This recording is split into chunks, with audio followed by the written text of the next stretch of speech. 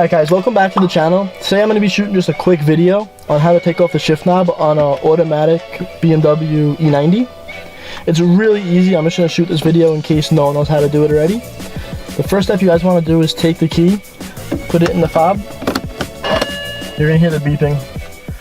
You want to hit the button once, foot not on the brake, because you don't want to start the car. You just want to throw it into accessories. Okay, now we're on. You want to pull up to e-brake so your car won't roll. After the e-brake is up, you try to put the car in drive. Now foot off the brake, whatever.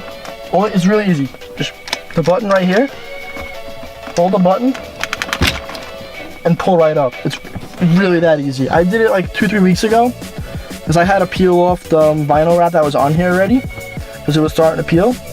So I just took the rest of it off and now it's off, whatever. Here it is, your shift knob. Now putting it back in is just as easy.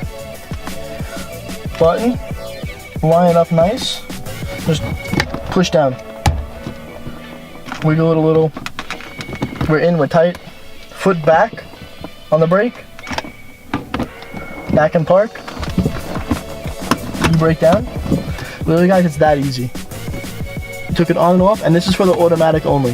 The manual car will be a little different, but the automatic just literally put it, e-brake up, put it in drive, push the button, pull off. And when you're doing it guys, make sure your car isn't running. Just keep the car an accessory. You don't want the car to be running because then you're going to be going in drive, your wheels are going to want to turn. So an accessory, e-brake, throw it into drive, pull it off. It's that easy guys. If you have any questions, just leave them down below in the comments. I'm happy to answer them. Shouldn't be that complicated, but if you do, leave them in the comments. And if you haven't subscribed already, please do. We have more videos coming. Peace out, guys.